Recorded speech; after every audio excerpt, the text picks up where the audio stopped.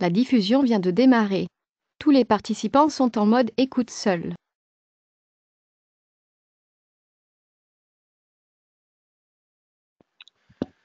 Bonjour à toutes et à tous et bienvenue à ce webinaire hebdomadaire La stratégie de la semaine. Yoav Nizar, très heureux de vous retrouver en ce lundi 11 juin 2018. Je vous laisse prendre connaissance de l'avertissement lié au risque de trading et ensuite donc je vous ferai part de ma stratégie de la semaine.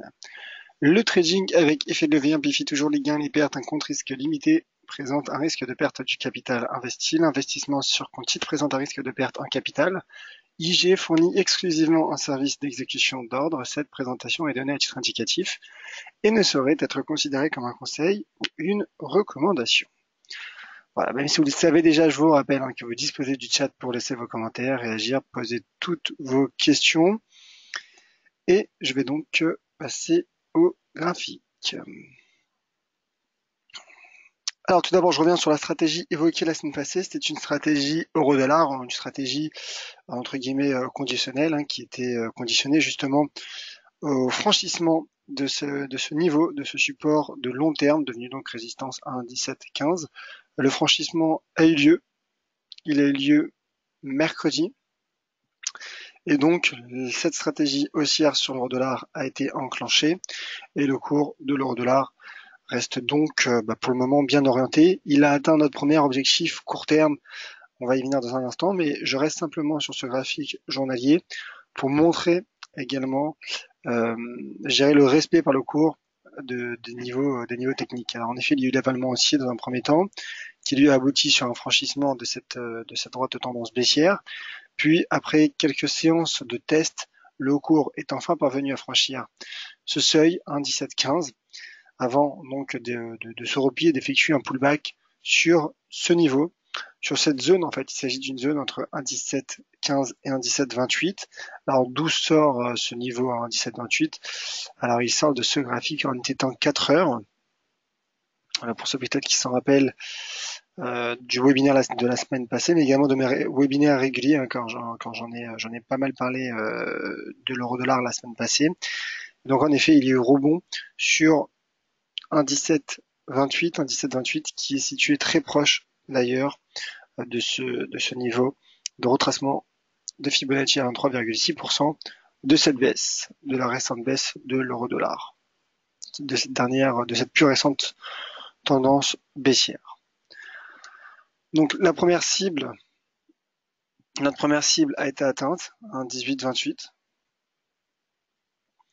Le cours, qui après s'être replié, a également rebondi immédiatement sur ce premier niveau de support. Et donc, il reste selon moi bien orienté. Mais il se situe sous une résistance. Donc finalement, en quelque sorte, je dirais rebelote, c'est-à-dire que le breakout de cette résistance relancerait cette stratégie haussière. Bien que sur du moyen terme, comme on l'a vu en données journalières, le potentiel reste haussier, il reste de la marge de progression pour le taux de change euro-dollar. On voit qu'en affinant une des temps 4 heures, qu'il y a certains seuils qui peuvent faire barrage à l'évolution du cours, notamment celui-ci à 1,1828 qui est situé d'ailleurs très proche des 38,2% de retracement selon le niveau de Fibonacci.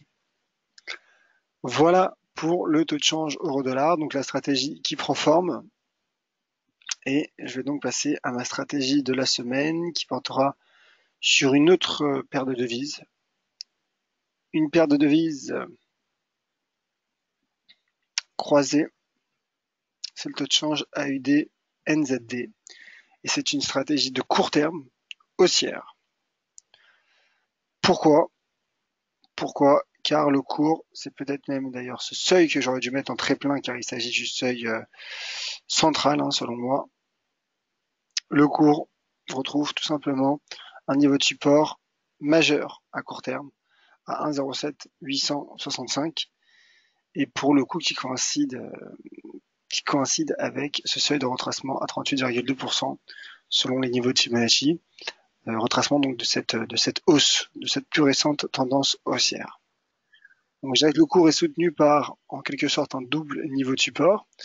Alors qui teste toutefois, le cours teste et met sous pression ce niveau de support, mais pour le moment il n'y a pas de cassure. Le stochastique lui aussi met sous pression la borne 20. Donc il y a bien sûr un risque technique, mais qui serait validé en cas de cassure de ce niveau 1,07 puissance 65. Alors encore une fois, le cours se situe sur un niveau de support important, et donc sur ce niveau de support, je pense qu'un retour à court terme sous 1,0852 me paraît envisageable. Seconde cible à 1,09. Pourquoi? Déjà parce que c'est 1,09, donc c'est le seuil à court terme psychologique, en quelque sorte. Et également car il s'agit de ce sommet. Alors je parlais des seuils psychologiques. Là, le cours tente de rebondir sur 1,07 865 et donc pour le moment, il tient également le seuil à 1,08. Donc ça, c'est également à mettre à l'actif sur le mois du taux de change AUD NZD.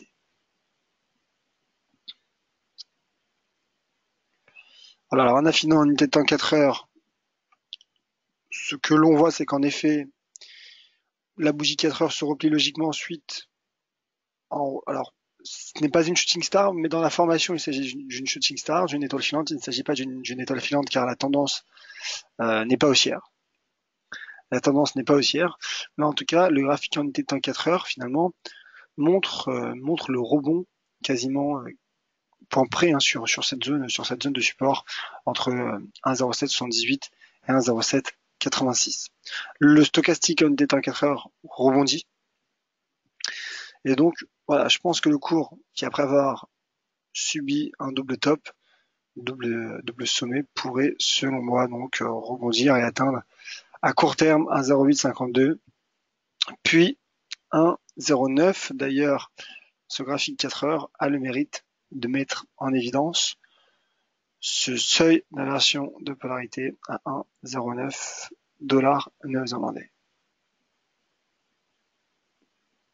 Très joli seuil d'inversion de polarité. Voilà donc pour ma stratégie de la semaine AUD NZT. Alors bien sûr, cette semaine sera chargée sur le plan macroéconomique. Bien qu'il n'y ait pas, je dirais, d'événements majeurs en Australie ou en Nouvelle-Zélande, on peut s'attendre à un regain de volatilité sur les marchés avec notamment les différentes banques centrales qui interviendront tout au long de la semaine. Donc bien sûr, je vous invite à être prudent comme toujours. Et je jette un œil sur le chat. Alors pas de questions visiblement sur le chat. Bonjour Ramzi, bonjour à vous tous. Alors simplement pour vous rappeler que notre prochain point de marché ensemble aura lieu demain à 14h30, comme chaque mardi, comme chaque jeudi d'ailleurs.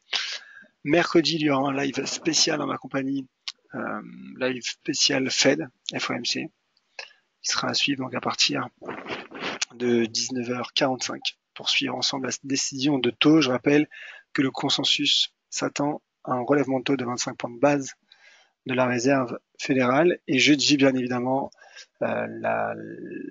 jeudi, journée très importante puisque la BCE interviendra et donc il y aura 2 lives spéciaux BCE en ma compagnie. Un à 12h30 pour suivre la décision, à 13h30 pour suivre la décision de taux de la BCE.